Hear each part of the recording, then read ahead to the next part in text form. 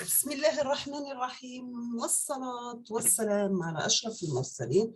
Assalamu alaikum, bonjour tout le monde. Toujours avec les séries de vidéos sur le module traitement d'image. Aujourd'hui, on va voir un TP sur traitement de base sur l'image. On va voir comment calculer l'histogramme et quelles sont les différentes opérations sur l'image en utilisant l'histogramme. Donc, on va commencer par le but du TP, c'est comment générer l'histogramme d'une image. Deuxièmement, l'égalisation de l'histogramme. Troisièmement, l'ajustement de l'histogramme. Quatrièmement, des opérations logiques et arithmétiques sur les images.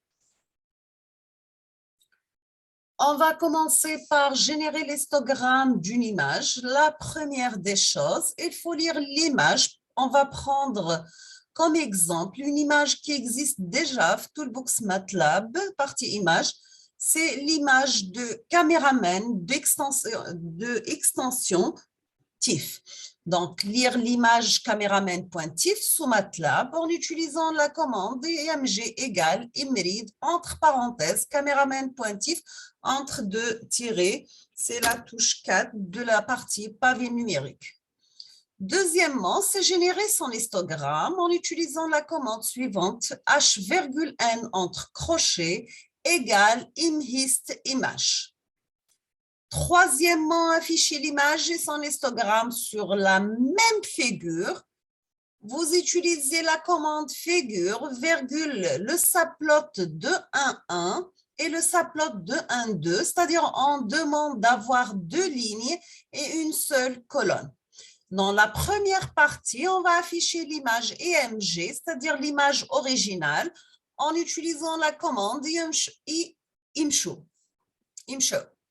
Avec le titre, c'est une image au niveau de gris. La deuxième partie de l'image, on va afficher l'histogramme en utilisant la commande plot entre parenthèses H et on donne un titre en utilisant la commande title, l'histogramme. C'est localiser les parties de l'image qui correspondent aux lobes qui apparaissent dans l'histogramme.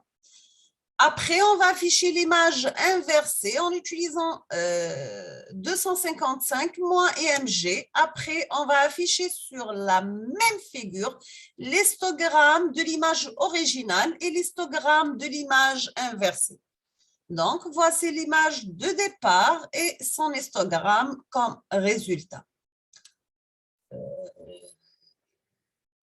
Initialement, nous avons que l'image est globalement sombre, c'est-à-dire la partie histogramme, nous avons l'apparition de deux lobes sur l'histogramme. Donc, voici le premier lobe et deuxième lobe. Nous avons lobe à gauche, l'objet A, dont les valeurs des pixels sont autour de 20, indique que l'objet A est proche du noir. D'accord? Le deuxième lobe, c'est l'objet B, dont les valeurs du pixel sont autour de 175. Donc, vous voyez ici, entre 150 et 200. Correspond à la partie claire, c'est l'objet B de l'image. Dans cet exemple, si on inverse l'image précédente, on va utiliser 255 moins image. On obtient l'histogramme suivant. Donc, c'est tout à fait l'inverse. On n'aura que le lobe à gauche, dont les valeurs des pixels sont autour de 90, c'est-à-dire entre 50 et 100 ici. Si l'objet B devient plus sombre. Lobe à droite, dont les valeurs du pixel sont autour de 235, nous avons que l'objet A devient clair. Maintenant, on passe à la deuxième partie, c'est l'égalisation de l'histogramme. Nous avons que cette partie consiste à afficher une image de MATLAB. On va prendre exemple d'une image TIR d'extension TIFF. On vous demande d'améliorer l'image en utilisant la méthode d'égalisation de l'histogramme. La commande réservée sur le MATLAB pour l'égalisation de l'histogramme, c'est bien la commande hist equal. Hist EQ. Après, on vous demande d'afficher sur la même figure l'image originale, l'histogramme image originale image rehaussée, l'histogramme de l'image rehaussée. Donc, voici le programme. Vous notez I égale IMRI, tir pointif, l'image. On demande une figure. On affiche dans la première partie, ici on a divisé sa plot 2, 2, 1, c'est-à-dire on demande d'avoir 2 lignes et 2 colonnes. Donc, en tout, on aura 4 images. Show I, la première image, c'est l'image originale. Deuxième partie, on va calculer l'histogramme. On fait H2,N entre crochets, imhist I. Le subplot 2, 2, 2, plot H2, c'est l'histogramme. Comme titre, vous utilisez histogramme, image originale. Pour rehaussement de l'image par l'égalisation de l'histogramme, vous utilisez G2 égale hist equal I. Subplot 2, 2, 3, dans la troisième partie, on va afficher l'image rehaussée en utilisant ImShow G2.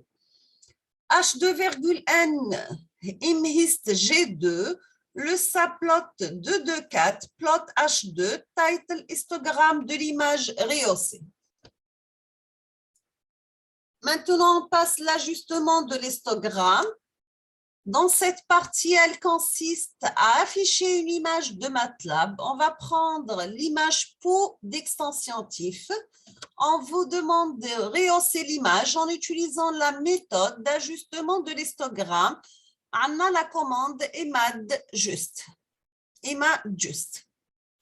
Après afficher sur la même figure l'image originale, l'histogramme image originale, l'image rehaussée, l'histogramme de l'image rehaussée. Donc, voici le programme. Nous avons I égale à IMRI, pour pointif, figure, subplot 2, 2, 1, ImShow I, title image originale, H2,N, imhist I, subplot 2, 2, 2, virgule, plot H2, title histogramme image originale. On passe rehaussement de l'image par ajustement de l'histogramme. Vous avez G2 égale IMAD-JUST I, le subplot 2, 2, 3, le ImShow G2, title image rehaussée. Vous avez aussi H2,N, imhist G2, le subplot 2, 2, 4. On va afficher H2 et on met comme titre title histogramme de l'image rehaussée.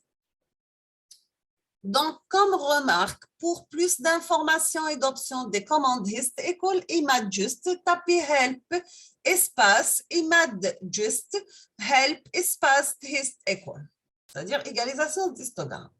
Maintenant, on passe dans la quatrième partie sur les opérations arithmétiques et logiques sur les images. On va commencer par l'addition, c'est l'augmentation de la luminance. Nous avons IMG égale IMRIT, caméraman pointif, figure, subplot 3, 1, 1. On demande 3 lignes et une seule colonne. Dans la première partie, on va afficher l'image IMG. Dans la deuxième partie, on a additionné l'image augmentation de la luminance d'une valeur de 60. La troisième partie, ImShow IMG plus 120. On a demandé d'augmenter la luminosité de 120 pixels. Pour la soustraction, nous avons IMG égale à IMRIT, caméraman pointif, figure, subplot 3, 1, 1, ImShow IMG, subplot 3, 1, 2, ImShow IMG moins 60 pour la soustraction. La même chose pour troisième image, on fait ImShow IMG moins 120 pour subplot 3, 1, 3. Maintenant, on passe aux opérations logiques. Vous tapez le programme suivant. Vous pouvez utiliser A, B entre crochets égale size IMG et B1 égale 0 AB, c'est-à-dire on va remplacer AB par une matrice qui contient que des zéros. Après, on va changer les valeurs de matrice, 1020 jusqu'à 100, 100 jusqu'à 255. On met dans cette nouvelle matrice 1. Figure ImShow IB1. Après, EB2 égale à 0, AB. Maintenant, on va remplacer 1040 jusqu'à 120, 1030 jusqu'à 140 par D1.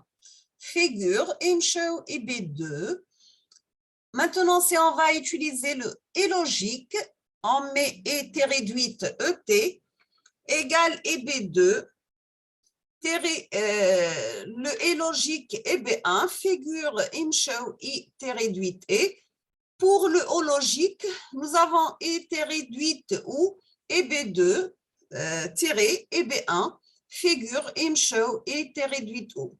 Pour le XOR, vous utilisez la commande XOR et vous terminez avec figure imshow XOR. Maintenant, si on va afficher une partie de l'image utilisant le masque et, donc vous notez figure imshow entre parenthèses UNT8 double IMG point étoile, c'est-à-dire vous faites multiplication élément par élément, le et avec le et logique.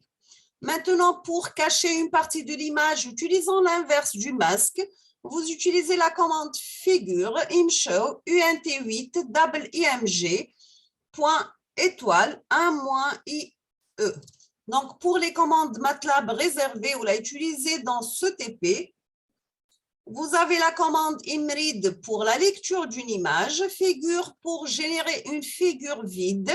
Saplot permet l'affichage de plusieurs images sur la même figure. Imshow, c'est l'affichage d'une image. Imhist, générer l'histogramme de l'image. IM en niveau degré. Le hist equal, c'est égalisation de l'histogramme. Et MADJUST, l'ajustement de l'histogramme. Donc, nous sommes arrivés à la fin de ce TP. Je vous laisse le temps de les faire chez vous. En attendant d'avoir vos commentaires et vos remarques, je vous souhaite bon courage, bonne chance, beaucoup de succès.